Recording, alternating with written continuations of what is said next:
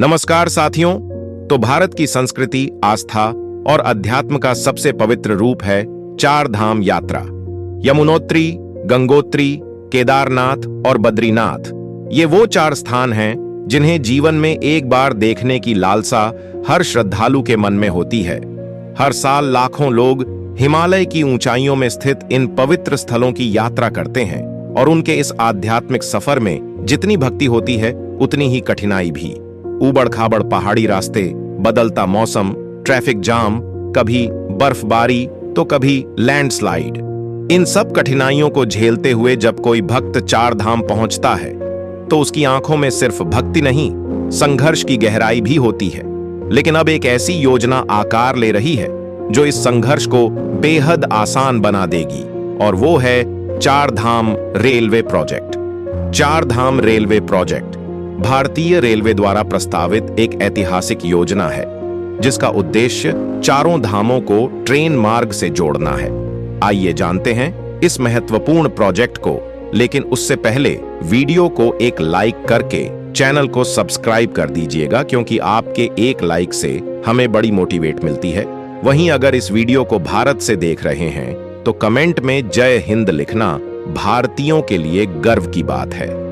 यह प्रोजेक्ट उत्तराखंड के पर्वतीय क्षेत्रों में रेलवे नेटवर्क को विस्तार देने वाला अब तक का सबसे बड़ा प्रयास है। इस परियोजना का मुख्य उद्देश्य चार धाम यात्रा को सुगम, सुरक्षित, समयबद्ध और सुलभ बनाना है, ताकि देश के हर कोने से श्रद्धालु बिना किसी शारीरिक तनाव के इन पवित्र स्थलों तक पहुंच सकें। इस मेगा प्रोजेक्ट के अंतर्गत 327 किलोमीटर लंबा रेल नेटवर्क बनाया जा रहा है, जिसमें 22 स्टेशन, 17 सुरंगें और 15 बड़े पुल शामिल होंगे। इस पूरे नेटवर्क को दो मुख्य रेल गलियारों में विभाजित किया गया है। पहला गलियारा ऋषिकेश से कर्णप्रयाग तक और दूसरा गलियारा कर्णप्रयाग से बद्रीनाथ, केदारनाथ, गंगोत्री और यमुनोत्री तक फैलेगा। यह पूरी योजना न केवल भारत की रेलवे इंजीनियरिंग की क्षमता को दर्शाती है, बल्कि यह भी साबित करती है कि अब पहाड़ों में रेल की सीटी भी गूंजेगी। ऋषिकेश से कर्णप्रयाग तक की रेलवे लाइन पर काम पहले से ही प्रगति पर है। 125 किलोमीटर लंबी इस लाइन पर सुरंगें बनाने का कार्य युद्ध स्तर पर चल रहा है। कर्णप्रयाग से बद्रीनाथ और केदारनाथ की ओर जाने वाली लाइनें बेहद जटिल भूगोल से होकर गुजरेंगी, जहां बर्फीले पहाड़, गहरी घाटियां और भूकंप संभावित क्षेत्र हैं। इसके बावजूद इस प्रोजेक्ट में नवीनतम तकनीक और इंजीनियरिंग समाधान अपनाए जा रहे हैं, ताकि निर्माण कार्य सुरक्षित और प्रभावी रूप से पूरा हो सके। यह रेलवे प्रोजेक्ट एक बार पूरा हो जाए तो वह दिन दूर नहीं जब हर श्रद्धालु दिल्ली या लखनऊ से ट्रेन में बैठेगा और सीधे ऋषिकेश, फिर वहां से बदलकर कुछ ही घंटों में बद्रीनाथ या केदारनाथ स्टेशन पर उतर जाएगा।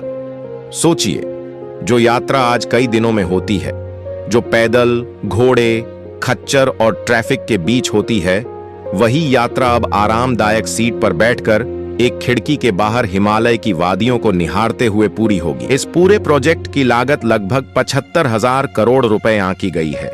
यह निवेश न केवल पर्यटन को बढ़ावा देगा, बल्कि रोजगार के नए अवसर भी उत्पन्न करेगा। निर्माण कार्य में हजारों श्रमिक, इंजीनियर, पर्यावरण विशेषज्ञ और तकनीकी टीम जुटे हुए हैं। इस रेलवे लाइन के चलते न केवल यात्री बल्कि स्थानीय लोग भी बहुत लाभान्वित होंगे। दवाइयां, सामान, खाद्य सामग्री और अन्य जरूरी चीजें अब पहाड़ों तक जल्दी और सस्ते में पहुंच पाएंगी। पर्यावरण के लिहाज से भी इस प्रोजेक्ट को काफी संवेदनशीलता के साथ डिजाइन किया गया है। हिमालयी पारिस्थितिकी को नुकसान न पहुंचे, इसके लिए हर सुरंग और हर स्टेशन का स्थान विशेषज्ञों की सलाह पर तय किया गया है।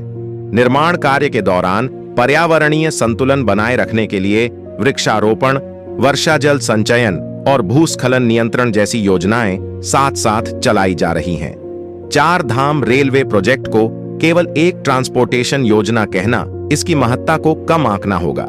यह एक आध्यात्मिक पुल है, भक्ति और विकास के बीच, परंपरा और आधुनिकता के बीच, संघर्ष और सुविधा के बीच।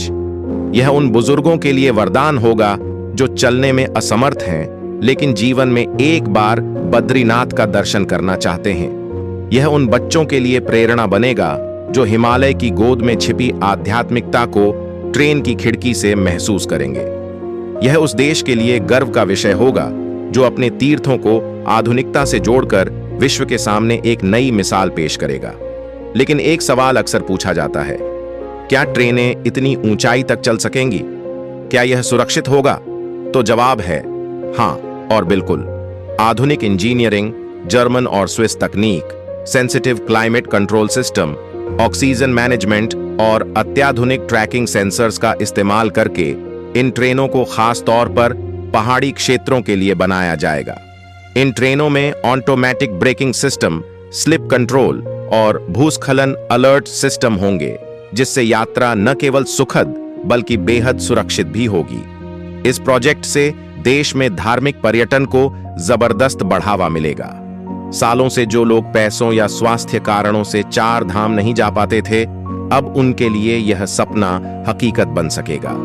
चार धाम रेलवे एक ऐसा माध्यम बनेगा जिससे भारत के गांव-गांव से लोग आस्था की इस यात्रा में आसानी से शामिल हो सकेंगे। सोचिए, वो दिन जब सुबह दिल्ली से ट्रेन चलती है, दोपहर तक ऋषिकेश पहुंचती है, फिर वहां से शाम तक बद्रीनाथ। ट्रेन की खिड़की से दिखाई देती बर्फीली चोटियां, नीचे बहती अलकनंदा नदी और एक भक्त की आंखों में उमड़ती आस्था। यही वो दृश्य होगा जो हर किसी के दिल में उतर जाएगा। यह ट्रेन न केवल स्टील की पटरी पर चलेगी, बल्कि करोड़ों दिलों की आस्था पर भी दौड़ेगी।